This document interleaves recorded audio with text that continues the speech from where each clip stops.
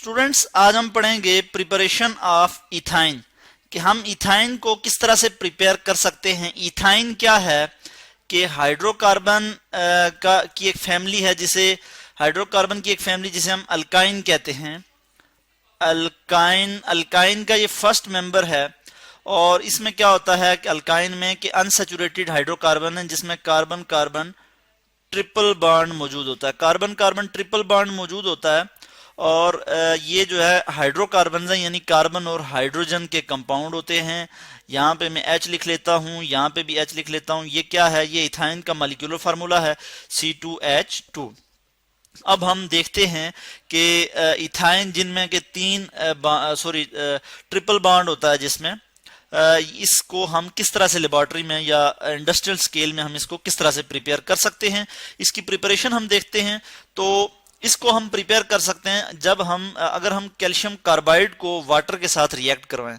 Calcium carbide CaCO2 calcium carbide, और अगर हम इसको वाटर के साथ रिएक्ट करवाएं यानी H2O वाटर के साथ रिएक्ट करवाएं और हमारे पास फिर क्या आ जाएगा? Calcium hydroxide CaOH2 calcium hydroxide आ जाएगा हमारे पास। और उसके बाद हमारे पास जो है वो इथाइन आ जाएगा, यानी CH और ट्रिपल बॉन्ड, और इसी तरह जो है हमारे पास जो है वो CH आ जाएगा। CH ट्रिपल बॉन्ड CH, इसको हम कहते हैं जी इथाइन। तो इस तरह से हम जो है वो इथाइन को प्रिपेयर कर सकते हैं।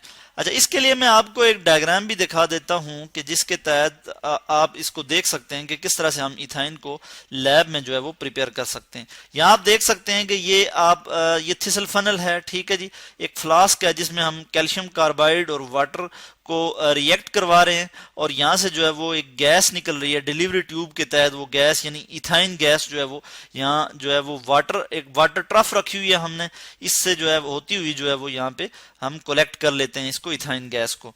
यहाँ पे ये गैस जा रहा है जिससे हम जो है वो गैस कलेक्ट कर लेते हैं।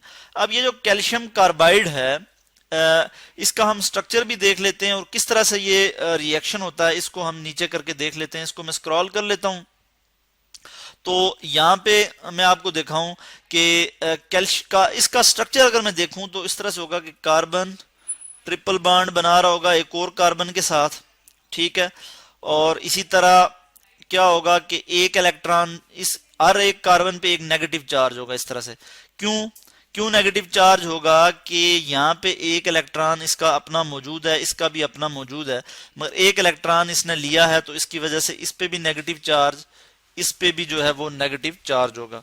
इसलिए ओवरऑल इस पे टोटल क्या चार्ज होगा? यानी 2 नेगेटिव चार्ज होगा ओवरऑल। और कैल्शियम जो है क्या है? कैल्शियम पे पॉजिटिव 2 चार्ज होता है, यानी कैल्शियम 2 इलेक्ट्रॉन लूज कर सकता है। कैल्शियम में ये सलाहियत है कि ये 2 इलेक्ट्रॉन लूज करे। ये इलेक्ट्रोपॉजिटिव होता है और इलेक्ट्रोपॉजिटिव मेटल है और इसे हम कहते हैं अल्कलाइन अर्थ मेटल, जो कि पीरियोडिक टेबल में ग्रुप 2 में मौजूद होती है जी, कैल्शियम। अब ये एक स्ट्रक्चर है कैल्शियम कार्बाइड का। और दूसरी तरफ हमारे पास क्या है जी? वाटर है, H2O है, यानी कि यहाँ पे मैं लिख लूंगा क्या जी कि OH लिख लेता हूं यहाँ पे, यानी ये इसको मैंने थोड़ा ओपन करके लिख लिया, यानी H2O वाटर यहाँ पे मौजूद है। अब होगा क्या कि इस सारे रिएक्शन में हमारे पास क्या होगा? मैं यहाँ पे आपको रिएक्शन भी दिखा देता हूं कि जब रिएक्शन होगा तो किस तरह से बनेगा जी कि कैल्शियम, ये जो 2 कार्बन है, ये 2 कार्बन जिनमें ट्रिपल बॉन्ड है, मैं इसी तरह लिख लेता हूं कि जिनमें ट्रिपल बॉन्ड है, ये आगे।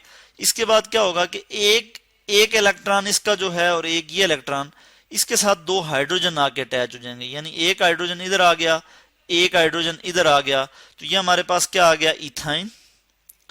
और बाकी जो कैल्शियम बचा ये OH के साथ क्या बना लेगा? Plus calcium hydroxide CaOH2 calcium hydroxide बाकी बच गया। और यहाँ पे इक्वेशन को बैलेंस करने के लिए मैं यहाँ 2 लगा दूंगा और इक्वेशन जो है वो यहाँ पे बैलेंस हो गई। तो कैल्शियम हाइड्रोक्साइड प्लस इथाइन जो है, ये 2 चीजें हमारे पास आती हैं जब हम जो है वो इथाइन को प्रिपेयर करते हैं। तो यानी कि इसका मैं एक और फार्मूला अगर आपको दिखाऊं तो वो किस तरह से होगा कि कार्बन है, एक कार्बन ये है, ट्रिपल बॉन्ड है इनमें, ठीक है, ट्रिपल बॉन्ड, और दरमियान में जो है वो कैल्शियम मौजूद है हमारे पास, Ca कैल्शियम।